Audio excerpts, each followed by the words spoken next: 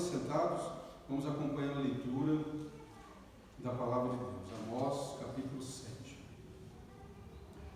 O Senhor Deus assim me fez ver, e eis que ele formava gafanhotos no princípio do rebento da erva serôdia.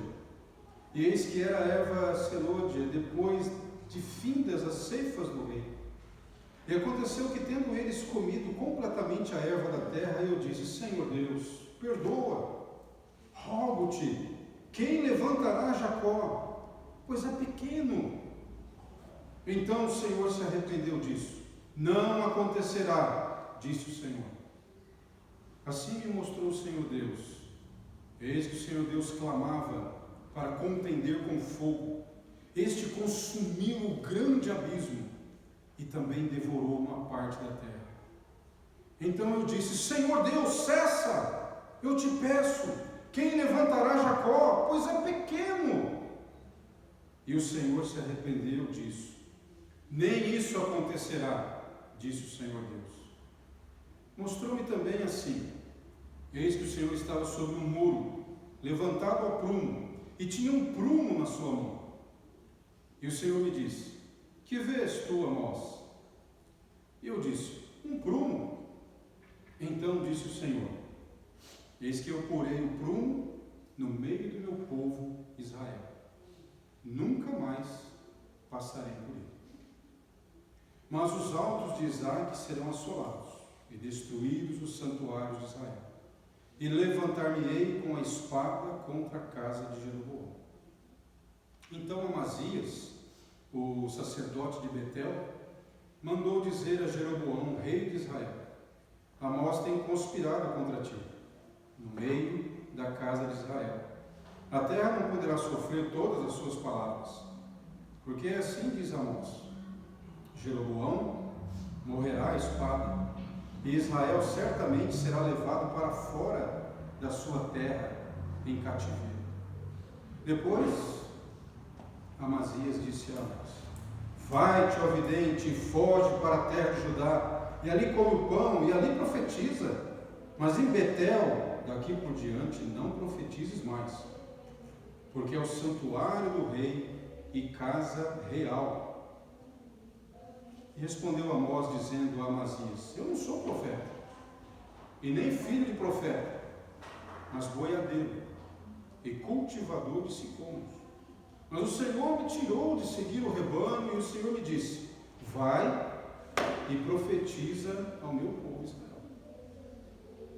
Agora, pois, ouve a palavra do Senhor. Tu dizes: não profetizes contra Israel, nem fales contra a casa de Isaque. Portanto, assim diz o Senhor: tua mulher se prostituirá na cidade, teus filhos e tuas filhas cairão na espada, e a tua terra será repartida a cordel, e tu morrerás na terra imunda, e Israel certamente será levado cativo para fora da sua terra. Um programa que eu gostava de assistir quando eu era criança era Cosmos, com o Carl Sagan. Então ele começava o programa olhando para o céu estrelado e falava: temos tantas perguntas, talvez as respostas estão nos céus. E aí ele começava a falar sobre astronomia, astrofísica, e várias pesquisas e expectativas que se tinham a respeito da tecnologia, possibilidade de achar vida fora da Terra e assim por diante. E um dos seus programas, muito interessante, ele começou fazendo a seguinte declaração: se você quiser fazer uma torta de maçã, primeiro, uma torta de maçã do nada, se você quiser fazer uma torta de maçã do nada, primeiro você tem que criar o universo. Muito interessante. Embora ele se dissesse ateu, embora agnóstico, com sérias dúvidas, com relação à mensagem que as igrejas naquela época colocavam, década de 60, 70, comecinho da década de 80, mas o que ele afirma com essa declaração é muito interessante. As coisas não são tão simples como a gente pensa.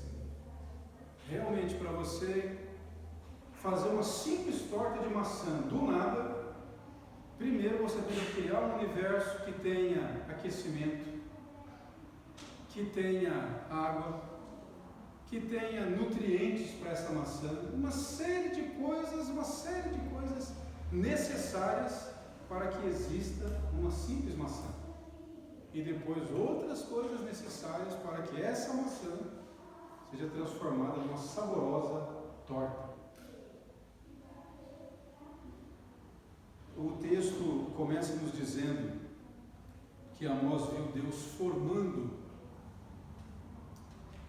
gafanhotos, uma punição severa para um povo rebelde, de julgamento, mas que, apesar da severidade desse julgamento, há junto aqui graça, misericórdia. O agir de Deus em não permitir que houvesse a extinção total ou uma punição com o que havia de pior, mas por graça, por misericórdia, Deus amenizar, aliviar um pouco e escolher uma outra forma de tratar, de disciplinar, de trabalhar com o seu povo. Então, essa mensagem de Amós, severa, precisa ser olhada também como o que está junto ali, que é o que acompanha o Evangelho, que é o que acompanha a história, chamada história da redenção, a história do anúncio do perdão de Deus, da bondade de Deus, do tratamento de Deus com o seu povo.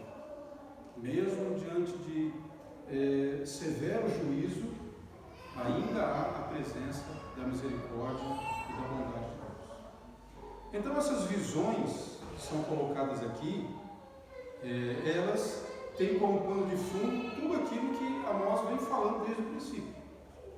É um povo presunçoso, um povo religioso, mas um povo supersticioso, um povo desonesto, um povo opressor, um povo desleal, e que o que eles estavam plantando, essas atitudes, essa conduta, traziam consequências.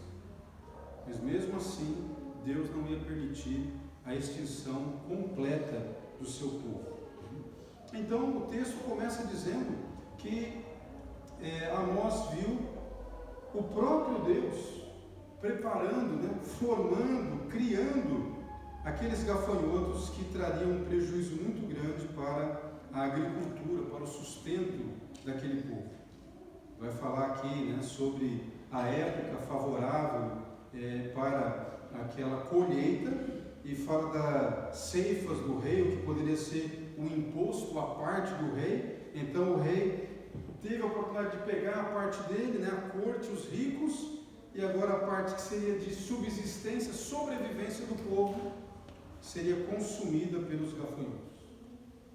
E aí nós vemos algo muito importante, meus irmãos, que deve fazer parte da nossa vida, mas que nós somos muito descuidados: a oração.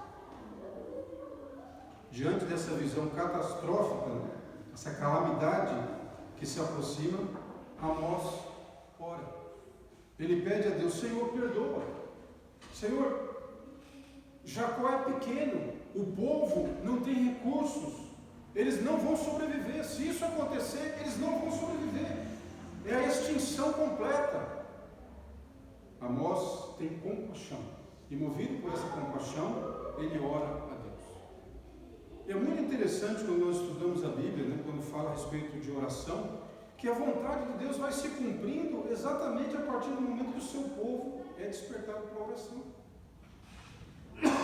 Veja, por exemplo, lá em Lucas,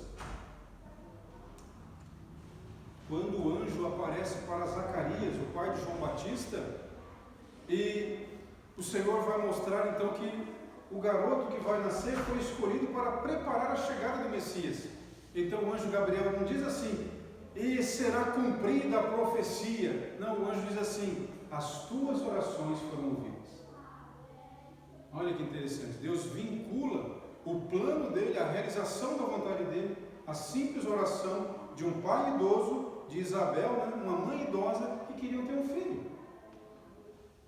O grande plano de Deus de trazer um Salvador, afinado, sintonizado com um casal de idosos que queria ter um filho. Só isso. E o Senhor Deus disse: pois esse filho vai ser o Elias, o preparador da vinda do Salvador, do Filho de Deus. Então aqui está um incentivo para nós a respeito da oração.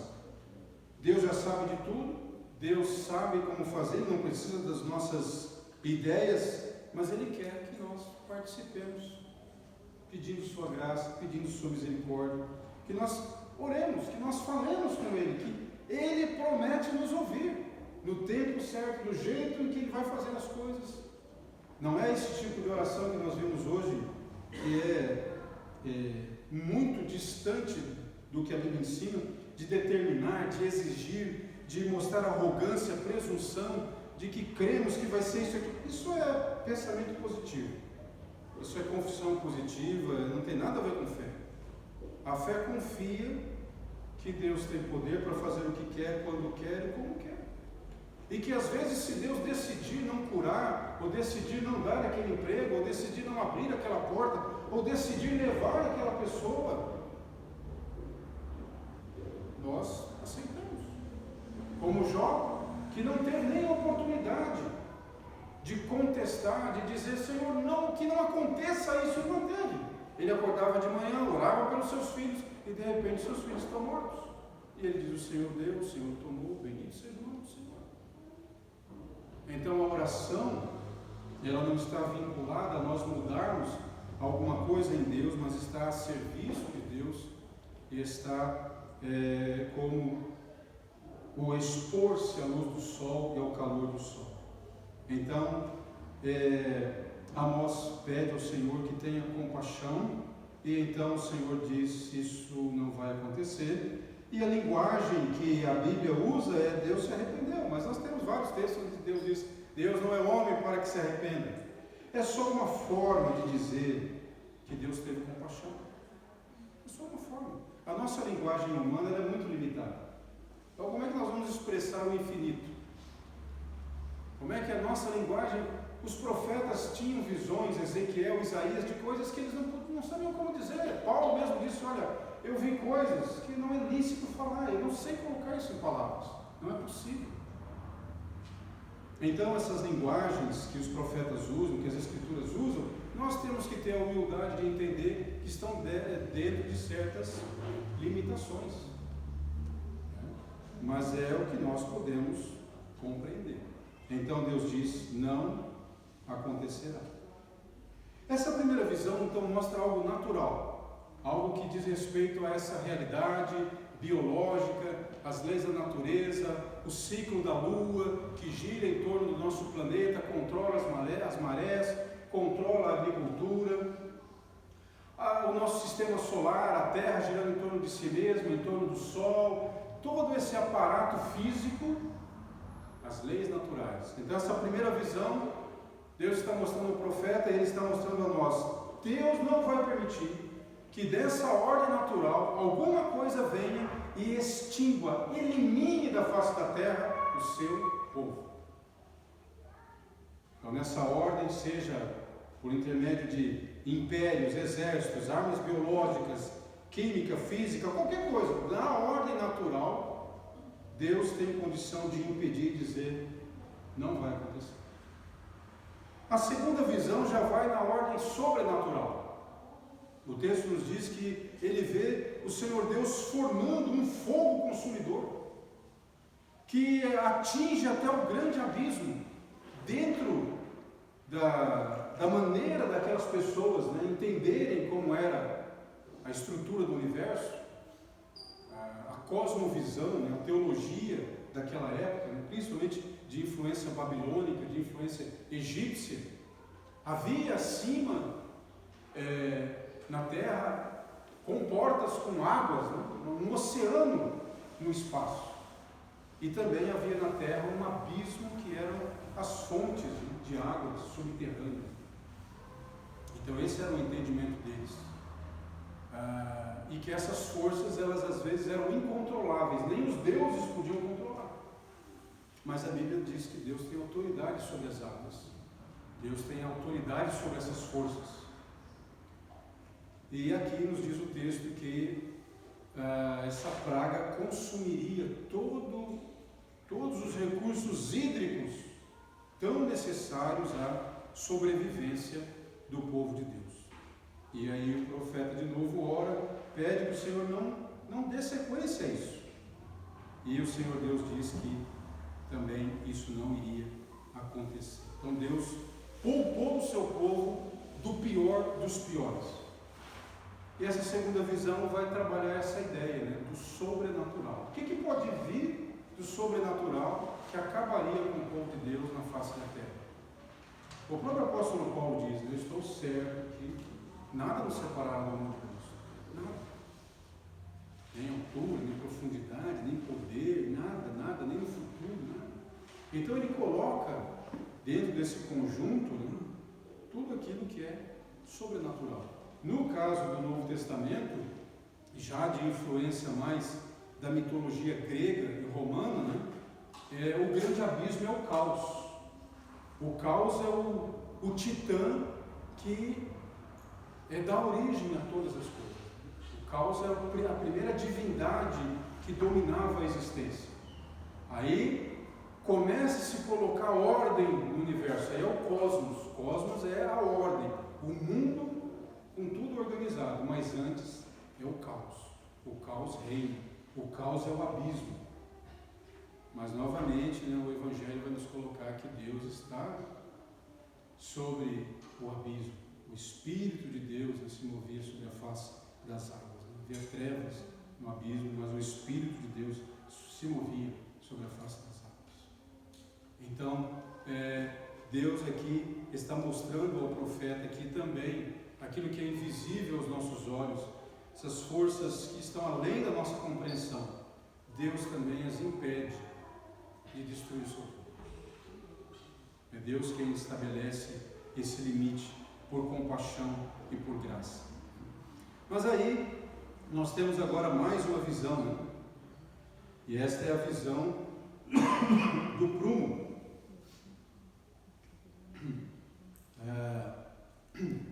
Sem essa possibilidade de extermínio, agora o remanescente vai ser tratado a partir do prumo. Uma régua, um padrão. O profeta vê o Senhor com esse prumo. A palavra ali nas línguas originais é a ideia de um chumbo, de um peso, né? Um barbante com um peso, com um chumbo. E ali então faz a comparação, né? Aquilo que está reto com aquilo que está torto. Então o Senhor Deus disse que vai passar com esse prumo, e aí serão destruídos os altos de Isaque, os santuários serão assolados e a casa de Jeroboão. As três instâncias, né? A religião popular que peregrina para aqueles lugares, né? Betel, Gilgal, aquelas cidades que a gente viu anteriormente Amós falando, né? Os lugares religiosos, e o povo gosta disso, né? Nós vemos mesmo agora no nosso país, né? Lugares com as pessoas se preparam o ano todo para peregrinar, né? Eu já estive 2 vezes, quando eu era católico, lá em Aparecida do Norte, né? Pessoas que preparam para ir a pé, andar de bicicleta. Infelizmente acontece atropelamentos nessas BRs. As pessoas elas vão para esses lugares onde elas acham que são santuários, onde elas vão desfrutar demais da presença de Deus, do benefício de Deus. E Deus está falando para o povo de Israel: esses lugares altos que vocês gostam de ir vão ser eliminados. Os santuários, onde o clero, os sacerdotes, né, que estavam sendo também parte daquela corrupção do povo de Israel, iam ser eliminados também.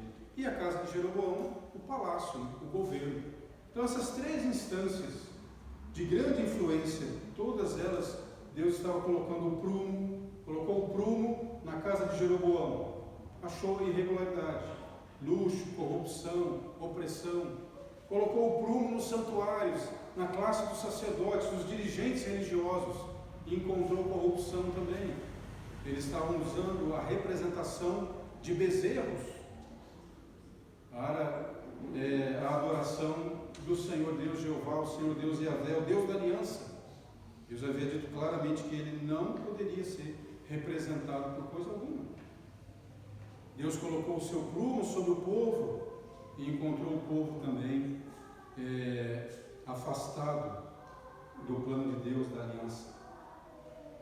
Então esse prumo pode muito bem representar exatamente a palavra de Deus, as Escrituras, a aliança, a lei, a Torá, a revelação que Deus deu por meio dos patriarcas, por meio dos profetas, todo esse subsídio que não deixava o povo na escuridão, sem saber quem é Deus. Como é que ele age? Qual que é o seu padrão? Quais são as referências que ele tem? Não, toda essa história, essas escrituras que eles já tinham, apontavam uma direção de como eles deviam se relacionar com o Senhor. Mas infelizmente agora eles estavam construindo de forma torta, de forma irregular. Então, como um prédio condenado, como um muro condenado, tudo tinha que ser derrubado. Talvez você já trabalhou com alguma coisa, construir um muro, construir uma parede. Lá em casa tem um muro, visivelmente você vê que ele faz uma curva, né? E agora, o que vai fazer? Né? Vai ter que gastar para colocar coluna ali para consertar. Então, uma pena, quem construiu não usou as leis, né, de a cada 3 metros ter uma coluna e todas aquelas coisas que quem trabalha com isso sabe perfeitamente. Então o Senhor Deus está mostrando para eles: olha, diante daquilo que eu preparei em Abraão, diante daquilo que eu fiz ao tirar vocês do Egito e separar vocês, a construção está comprometida, tem que derrubar tudo. Não é isso também hoje no cristianismo, que nós vemos hoje no segmento evangélico do qual nós fazemos parte? Quanta besteira, quanta coisa idiota, quanta coisa que não condiz com a palavra de Deus está sendo colocado no culto, está sendo colocado nas práticas, nos encontros, nas convenções, nos shows gospel, nas conferências, nos cursos. Se colocar o prumo do evangelho, você percebe: peraí, isso aí não tem na Bíblia. Isso aí não tem nas Escrituras. Exatamente o que ouvimos ontem com o pastor Ricardo Moura, né, fazendo uma análise da igreja como o seu fundamento, né, na sua essência, na questão de ela também ter a sua contextualização, mas a partir do seu fundamento, daquilo que não muda, daquilo que é estático. Mas apesar disso, ela também tem o seu movimento dinâmico a partir dessa sua identidade, que ela não abre mão, que são as Escrituras. Então nós também tivemos uma reflexão densa ontem sobre essa questão. Esse foi o papel da reforma. O que a reforma foi? Por que nós recebemos o nome de protestantes? Porque esse é o papel do profetismo bíblico, é protestar contra essa construção torta que não está de acordo com o prumo. O que os reformadores diziam? Voltemos às Escrituras, voltemos ao prumo. E isso aconteceu? Não aconteceu. A estrutura religiosa daquela época fez pequenas adaptações e até hoje ela continua a ensinar algumas doutrinas que para nós estão distantes do Evangelho. Salvação pelas obras, mérito dos santos, série de outros acréscimos que nós protestamos, nós dizemos que não está de acordo com o prumo, não está de acordo com a Escritura. Aí uns vão dizer: pois é, mas é a igreja que diz que a Bíblia é a palavra de Deus.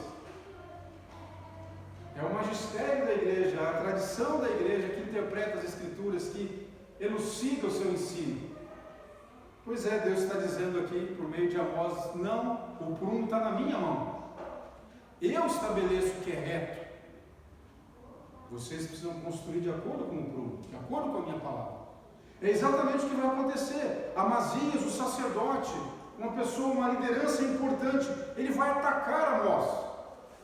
Como aconteceu na época da Reforma, em que os reformadores só não foram queimados, claro, alguns foram, né? Mas porque havia uma aliança com o poder.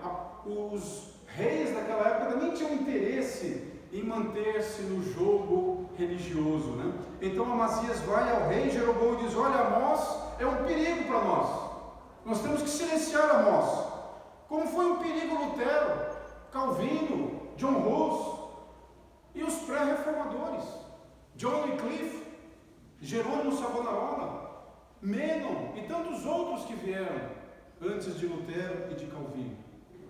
Como Amazias disse para Jeroboão, também o clero daquela época disse: olha, nós temos que silenciar esse pregador aí, a Bíblia não pode chegar ao povo. Então Amazias disse para Jeroboão: olha, Amós tem conspirado contra ti. É isso mesmo que Amós estava fazendo? Ele estava conspirando contra Jeroboão? Nós que estamos acompanhando desde o primeiro capítulo de Amós, ele fez isso. Ele disse: é a primeira coisa que se faz com relação aos cristãos que não compactuam com isso, é distorcer a sua mensagem, é distorcer a sua pregação, distorcer uma pregação de Lutero, distorcer uma pregação de Calvino, distorcer uma pregação dos puritanos, e sempre vai ser assim. E aqui Amazias está dizendo para o rei: olha, nós temos que juntar as nossas forças e silenciar Amós, porque a terra não pode conviver com a mensagem desse pregador, desse protestante. E aí ele diz no versículo 11, né, que Amós falou: Jeroboão vai morrer a espada, e Israel será levado para fora da terra. Misturou um pouco aqui. Tem um pouco de verdade, tem um pouco de... não foi com essas palavras aí, com relação a Jeroboão. Mas descortina, sim, uma realidade de julgamento e punição. Mas isso não era um capricho de Amós. Não era uma provocação de Amós para o poder estabelecido. Era o alerta do próprio Deus. Haverá o exílio, haverá a punição e assim por diante. E aí Amazias se aproxima de Amós. Aqui, meus irmãos, nós precisamos nos colocar no lugar de Amós. Amós recebeu essa mensagem, pregou naquela época, as pessoas entenderam ou não entenderam, e ele serviu o Senhor naquela geração, mas agora Amós não está mais aqui, aquele povo não tem mais, né? Os samaritanos é que são a sobra dessa história aqui. E agora, essa palavra perdeu a relevância? Ela é antiga, antiguíssima, e ela só dizia a respeito daquilo, e agora acabou? Não. As situações continuam a se repetir nas suas proporções. Hoje nós somos o povo de Deus, e hoje, se a palavra de Deus realmente tem valor no nosso coração, nós somos Amós. Nós somos Amós. Nós somos as pessoas com quem Deus fala. Nós somos as pessoas em que o reino de Deus é real, é valioso, em que o prumo de Deus não está desatualizado, o prumo de Deus continua reto, continua confiável. Nós somos Amós. Só que está cheio de Amazias aí. Mesmo no meio evangélico está cheio de Amazias. E ele só tem interesse em prosperar, ele só tem interesse em manter uma situação de lucro, de fama, de projeção social. Então Amazias vem para Amós e diz: vai embora. E ainda graceja com ele: ó vidente, foge, vai lá para Judá, lá você tem que pregar, lá você vai ter pão, lá você vai viver uma vida confortável. E assim disseram para Lutero. Erasmo mesmo disse para Lutero: você vai exagerar. E hoje tem pessoas que falam: Lutero foi uma fraude, ele foi um louco, olha o que gerou a reforma, esse monte de igreja. É a liberdade de pensar, é a liberdade de escolher. O que não se tinha na Idade Média, se tem hoje por causa dessa mensagem do livre exame das Escrituras. Agora, é claro, tem uns cabeça louca, uns equivocados, uns absurdos, que vão abrir a Bíblia e vão interpretar um monte de besteira. O que você vai fazer? Não tem como colocar rédeas na cabeça de louco. Não tem como. Os psicopatas estão por aí. E eles vão criar as igrejas de psicopatas. Não tem como, nós já vimos isso. Paulo nos diz: é bom que venham as heresias, para que se apresente dentre vós os aprovados. Então Amazias diz para Amós: vai embora, vai lá para a terra de Judá, não incomoda a gente, vai viver confortavelmente lá. Ele está ameaçando Amós. Ele vai dizer: mas em Betel, daqui por diante, não profetizes, porque é o santuário do rei e casa real. Foge para a terra de Judá. Medo, né? Ameaça. Como os reformadores sofreram também, como os puritanos sofreram também. E hoje o povo de Deus também vai sofrer ameaça.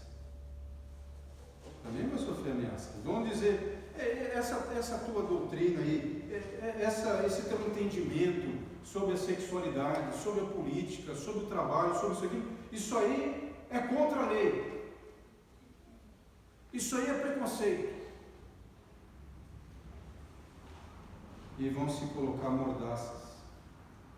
E vai se ameaçar por causa da integridade física, por causa disso, daquilo outro. Não profetizes, porque o santuário do rei está aqui em Betel. Uma religião de relevância para a sociedade apenas dentro daquilo que é o discurso, né, do coach, do animador de multidões. Mas nós somos chamados a construir uma vida espiritual, uma espiritualidade, não dos nossos sentimentos, mas do prumo de Deus. Veja a resposta de Amós. Como é que Amós lida com as ameaças? Como é que Amós lida com a tentação de deixar tudo aquilo e viver uma vida confortável em Judá? Ele diz: eu não sou profeta. Naquela conjuntura toda, havia uma escola de profetas, havia uma empresa de profetas que era contratado, como o rei Acabe, que tinha os seus 400 e pouco, que falavam tudo o que ele queria. Então Amós está dizendo assim: eu não sou contratado, eu não sou profissional, eu não sou pago, eu não sou coach, eu não sou pastor de mídia, eu não produzo conteúdo dentro disso que vocês esperam. Ele diz: e eu também não sou filho de profeta, eu não sou de carreira, eu não tenho nada a ver com isso. Ele diz: eu sou boiadeiro, eu cuido de sicômoros, eu sou um trabalhador do campo, eu sou um camponês. Eu não tenho nada a ver com a casa do rei, eu não tenho nada a ver com a estrutura clerical do santuário de Israel. Eu sou um trabalhador que cuida de rebanho, que planta, que colhe. E aí ele diz no versículo 15: mas o Senhor me tirou de seguir o rebanho e me disse: vai e profetiza. Ele está falando de vocação. Qual que é uma das doutrinas que os reformadores colocaram diante daquela superestrutura religiosa que tinha toda uma tradição histórica, que tinha o seu valor? A igreja da Idade Média, ela não surge do nada, ela vem carregando uma parte do patrimônio do cristianismo.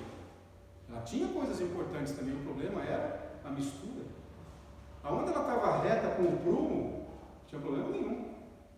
Mas aonde ela estava torta com o prumo das Escrituras, esse era o problema. E aqui então, nós nos lembramos que os reformadores falaram sobre o sacerdócio universal de todos os crentes. Eles disseram: todos os cristãos têm acesso a Deus, todos os cristãos devem ler as Escrituras, todos eles devem ter na sua família um momento de culto, todos eles podem confiar que o Salvador os guia, que o Espírito Santo é derramado sobre eles, que eles têm dons e talentos, que o seu trabalho é importante, que eles são vocacionados por Deus para servir o Senhor, dentro daquilo que o Senhor deu a eles. É isso que Amós está dizendo. Ele está dizendo: olha, eu vim pregar aqui não por interesse, porque eu quero uma projeção, eu quero construir uma vida. Eu estava cuidando da minha vida e Deus pegou e falou assim: agora você vai fazer um trabalho comigo.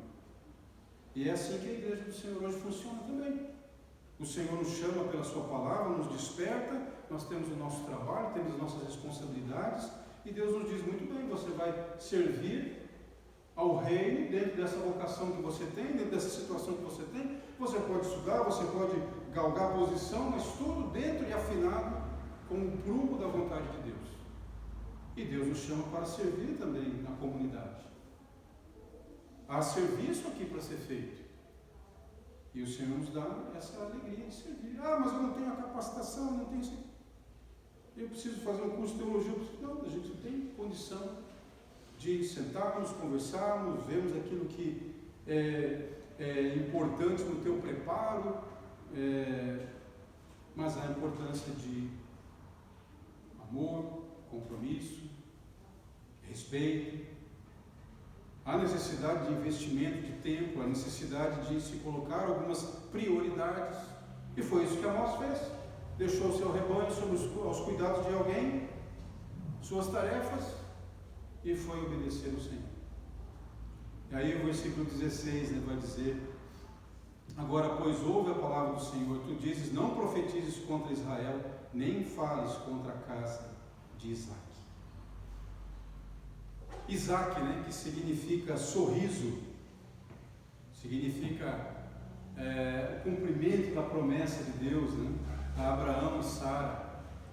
Aqui é usado como uma forma de diferenciar a piedade desse homem e a religião vazia, glamourosa sim, mas vazia de Israel. E agora vem uma palavra bastante severa: ouve a palavra do Senhor.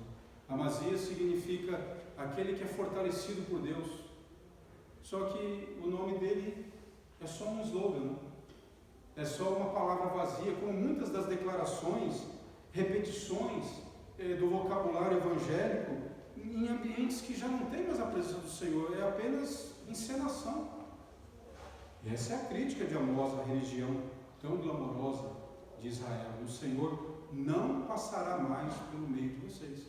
Vocês viram aqui, o Senhor vai colocar o prumo e ele disse: não passarei mais pelo meio de vocês. E realmente o que aconteceu com Israel?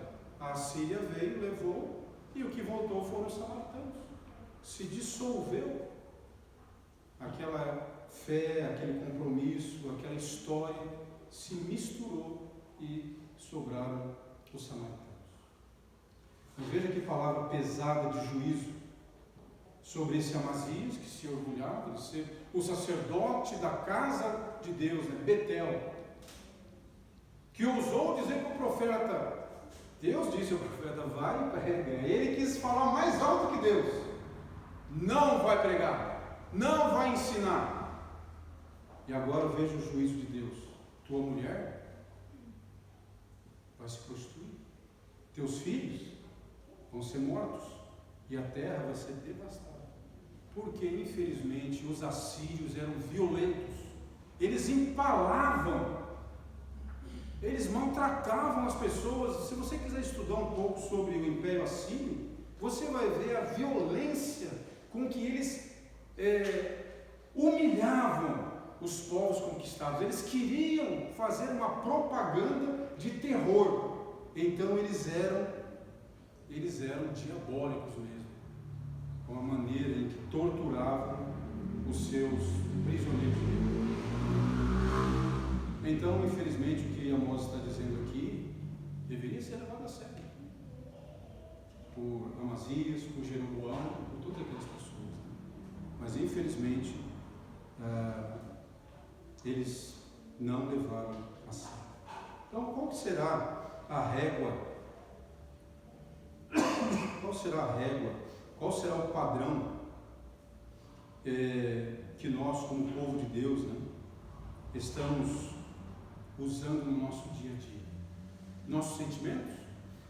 Muitos evangélicos hoje, eles vivem com base no estímulo dos seus sentimentos. Então, quando eles estão bem, eles oram, eles estudam as Escrituras, eles estão presentes com a comunidade do povo de Deus. Quando eles não estão, eles vão buscar outros estímulos. Os nossos sentimentos, eles são parte da nossa natureza humana, mas a palavra de Deus diz claramente para nós não confiarmos nos nossos sentimentos, não confiarmos no nosso entendimento. Nós somos chamados a viver pela fé, e fé é confiança na palavra de Deus, fé é confiança no governo de Deus. Ainda que a gente se arraste, ainda que a gente esteja bem abatido, nós oramos, nós abrimos as Escrituras, nós esperamos, nós choramos, nós nos colocamos no pó, nós aguardamos o Senhor, porque nós somos chamados, tocados pela graça de Deus, a viver pelo prumo da sua palavra e a confiar no seu governo, na sua sabedoria. Então, ainda que a resposta à nossa oração seja diferente do que nós esperamos, nós somos motivados e conduzidos a confiar que de alguma maneira Deus ainda tem um plano para a nossa vida. O nome Amós, nós vimos, é fardo, aquele que carrega um fardo. Essa mensagem de Amós foi um peso para aquelas pessoas. No entanto, o peso não era para destruir, o peso era justamente para fazer a correção, para fazer a mudança, para fazer a transformação. O ensino principal dessa parte do capítulo de Amós é o quanto nós estamos comprometidos com a palavra do Senhor. Amós venceu aquelas propostas tentadoras de Amazias, porque ele não se afastou daquilo que Deus disse para ele. Não se afastou um milímetro. O medo, a ameaça, a proposta, tudo aquilo que Amazias colocou para Amós não fizeram efeito, porque Amós abraçou aquele chamado de Deus, a sua vocação, e Deus deu a ele a graça de permanecer firme nesse chamado, nessa missão que Deus deu para ele. Nós fomos chamados em Cristo, nós recebemos o batismo, nós somos chamados a participar da mesa do Senhor. Esses são fundamentos, esses são os prumos, as referências que Deus coloca na nossa vida. Não mudam, não vão mudar. Acontecimentos, Amazias, Jeroboões, toda essa estrutura, elas se repetem de alguma maneira ao longo da história do povo de Deus. Alguns cedem, alguns abrem mão dos alertas, da autoridade da palavra de Deus e continuam construindo a sua vida torta, ainda que não percebam que está torta. Mas outros, como Amós, como o restante de José, como o pequeno Jacó, eles experimentam a misericórdia, eles experimentam a graça. Mas outros experimentam o juízo severo da punição e do julgamento de Deus. Que Deus, na sua graça e misericórdia, nos anime a compreender o nosso chamado para o serviço do seu reino nessa geração. Nós ainda não vimos o limite do distanciamento que as comunidades evangélicas chegarão por distorcer a palavra de Deus. Nós ainda não vimos o limite disso. Mas nós podemos, com a graça de Deus, sermos preservados disso, mantendo o nosso coração voltado para as Escrituras. As Escrituras nos foram dadas, né, como esse prumo confiável. Então, lá em Isaías 43, 25, nós lemos assim: Eu mesmo sou o que apago as tuas transgressões por amor de mim, e dos teus pecados não me lembro. A pergunta que podemos finalizar então dessa reflexão é a mesma que foi feita a Amós na visão do prumo. O que vês? O que nós estamos vendo? Ao olhar para a sociedade, ao olhar para a nossa vida, para o nosso trabalho, para o tempo que nos resta aqui, para os acontecimentos, né? Como nós interpretamos? À luz do que nós interpretamos? Conseguimos enxergar, como diz Calvino, com os óculos das Escrituras? Ou não? Nós estamos olhando a distorção de tudo isso a partir dos nossos sentimentos, a partir das nossas razões, das nossas justificativas. Né? Como nós estamos vendo as oportunidades que nos são oferecidas pela misericórdia de Deus? Então, essa pergunta, né? Justiça ou misericórdia? Para com o povo de Deus, a justiça é feita em Cristo.